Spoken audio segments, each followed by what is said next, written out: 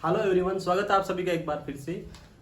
Last class में अपन ने depression के बारे में डिस्कस किया था और उसी के बाद आज अपन डिस्कस करेंगे एक नया टॉपिक जिसको अपन बोलेंगे बाइपोलर डिसऑर्डर। बात करें बाइपोलर डिसऑर्डर की तो यहाँ पे इसका जो बेसिक मीनिंग है उससे ही आप इसको समझ सकते हैं।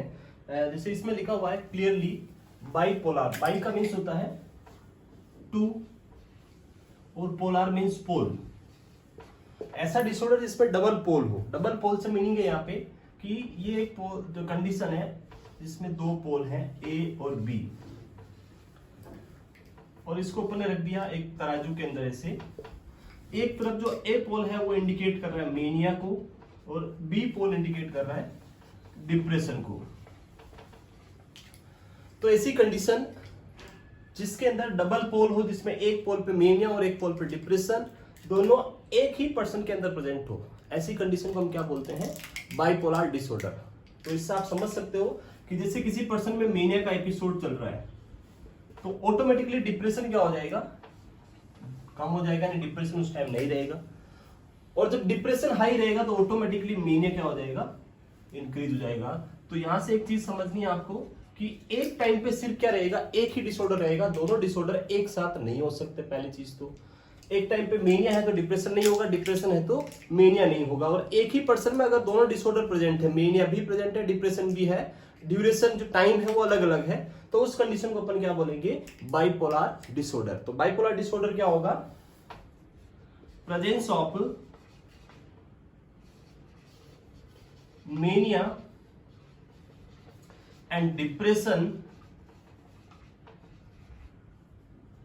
presence of mania and depression in a person at different time। Time हमेशा क्या रहेगा यहाँ पे? डिफरेंट रहेगा, टाइम सेम नहीं हो सकता। ऐसा नहीं हो सकता कि मेनिया भी चल रहा है डिप्रेशन भी साथ साथ चल रहा है। पहले मेनिया चलेगा, जब मेनिया ठीक हो जाएगा तो फिर पर्सन को क्या आएगा? डिप्रेशन आएगा, डिप्रेशन ठीक होगा तो फिर मेनिया आएगा। तो ये अल्टरनेटिवली चलता रहेगा। इस कंडीशन को अपन क्या बोलते हैं? Bipolar disorder. इसमें बात करें मेनिया का जो ड्यूरेशन रहता है, मेनिया अराउंड रहेगा पर्सन को 3 to 4 मंथ के लिए आपको क्या देखने को मिलेगा? मेनिया देखने को मिलेगा। और इसके साथ में डिप्रेशन की बात करें अपन तो डिप्रेशन का जो एपिसोड है वो रहेगा अराउंड 6 to 9 मंथ। 6 से 9 महीने तक आपको देखने को मिलेगा डिप्रेशन, और 3 to 4 महीने के लिए आपको क्या देखने को मिलेगा? मेनिया देखने को मिलेगा। तो ऐसी कंडीशन को अपन बोलते हैं बाइपोलर डिसऑर्डर। इसके अंदर अपन बात करें बाइपोलर में तो इसको अपन वेरियस टाइप से क्लासिफाई कर सकते हैं। इसके अलग अलग टाइप्स हैं जिनको अपन देखते हैं। Types of bipolar disorder, types of bipolar disorder, या इसको अपन बोल सकते हैं BPD, bipolar disorder. Bipolar disorder के टाइप्स की बात करें तो इसके अंदर सबसे पहले अपन देख सकते हैं बाइपोलर फर्स्ट एंड सेकंड। पहला क्या हो सकता है? Bipolar first. बाइपोलर फर्स्ट की बात करें तो इसमें क्या होगा कि जो मेनिया का एपिसोड है वो ज्यादा सीवियर रहेगा पर्सन में, और डिप्रेशन का एपिसोड है वो क्या रहेगा? लेस सीवियर रहेगा। तो ऐसी कंडीशन को अपन क्या बोलते हैं? Bipolar first. तो बाइपोलर फर्स्ट क्या होगा? In this person has severe mania with less severe depression। जब पर्सन के अंदर सीवियर टाइप का मेनिया हो और उसके साथ में लेस सीवियर डिप्रेशन हो तो उस कंडीशन को अपन बोलते हैं बाइपोलर फर्स्ट। दूसरा टाइप हो सकता है इसका बाइपोलर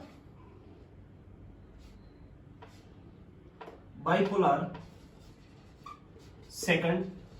बाइपोलर सेकंड फर्स्ट का जस्ट ऑपोजिट हो जाएगा। सेकंड के अंदर क्या होगा? जो मेनिया जिसके अंदर सीवियर था फर्स्ट के अंदर, वो मेनिया इसके अंदर लेस सीवियर हो जाएगा, और जो डिप्रेशन इधर लेस सीवियर था उधर क्या हो जाएगा? सीवियर हो जाएगा। तो सेकंड में क्या होगा? In this person has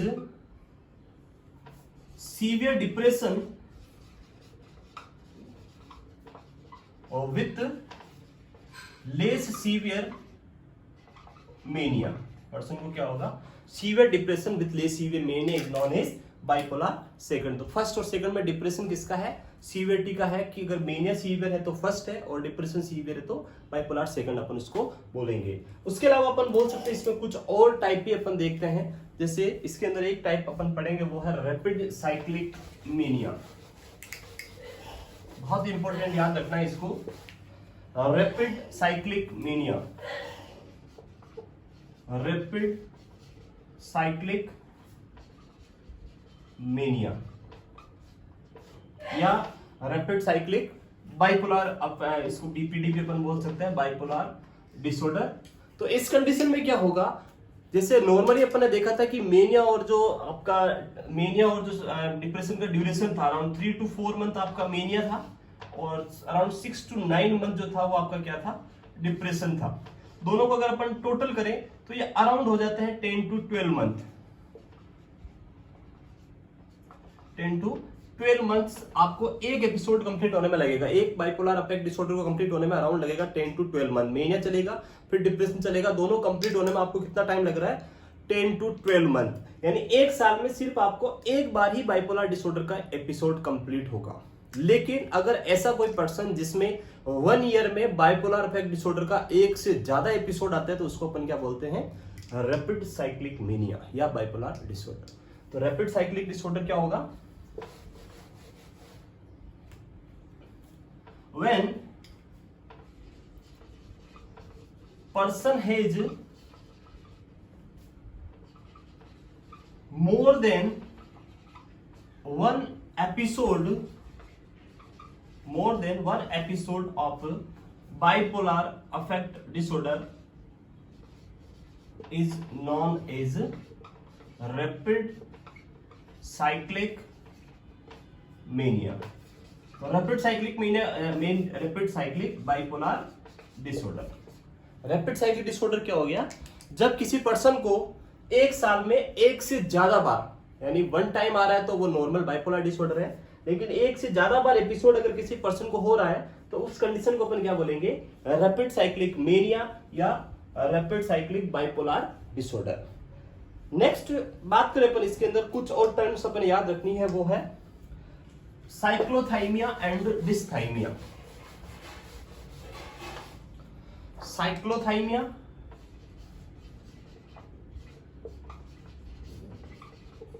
and डिस्थाइमिया।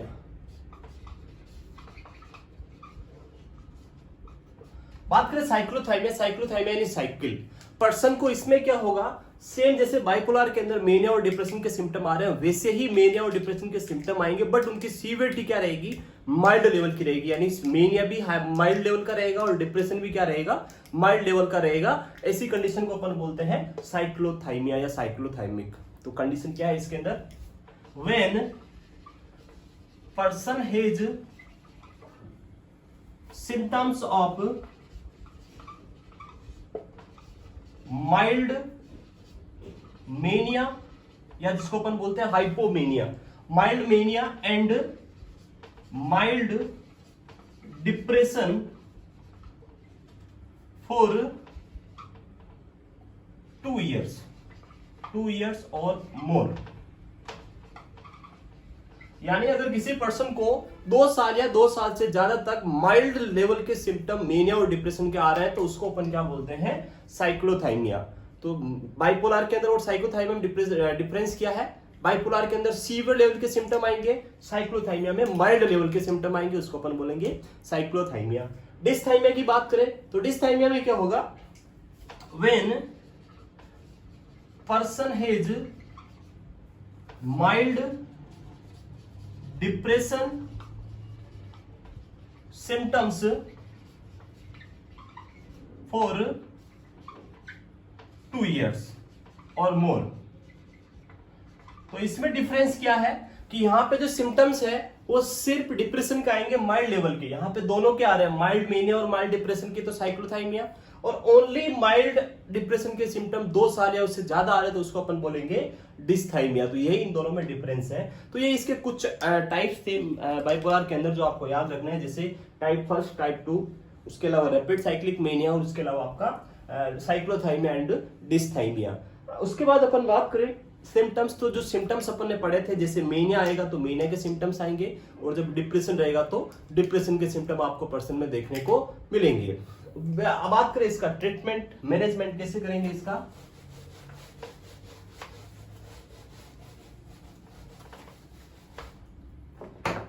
Management की बात करें तो यहां पे ड्रग ऑफ चॉइस पूछा जाता है।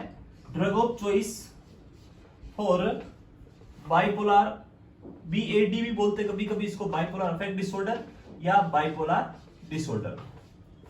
तो always remember drug of choice हमेशा क्या रहेगा यहाँ पे, lithium is the drug of choice, primary drug of choice अपना क्या रहेगा, लिथियम ही अपना हमेशा प्राइमरी ड्रग ऑफ चॉइस रहेगा। उसके अलावा अगर पूछ लिया जाए drug of choice for rapid cyclic mania, rapid cyclic bipolar disorder, तो यहां पे आपको थोड़ा याद रखना है, यहां हम देंगे सोडियम वाल्पोरेट। सोडियम वाल्पोरेट कब यूज करेंगे, जब रैपिड साइक्लिक डिसऑर्डर है तो उसका कंडीशन में हम यूज करेंगे सोडियम वाल्पोरेट। अगर पर्सन को बाइपोलर अफेक्ट डिसऑर्डर है तो ड्रग ऑफ चॉइस लिथियम रहेगा आपका। अदर कंडीशन में हम कौन सी यूज करेंगे, सोडियम वाल्पोरेट हम पेशेंट के अंदर यूज करेंगे। लिथियम के बारे में, सोडियम वाल्पोरेट के बारे में जब अपन ड्रग्स पढ़ेंगे तब डिटेल में उसके बारे में पढ़ेंगे।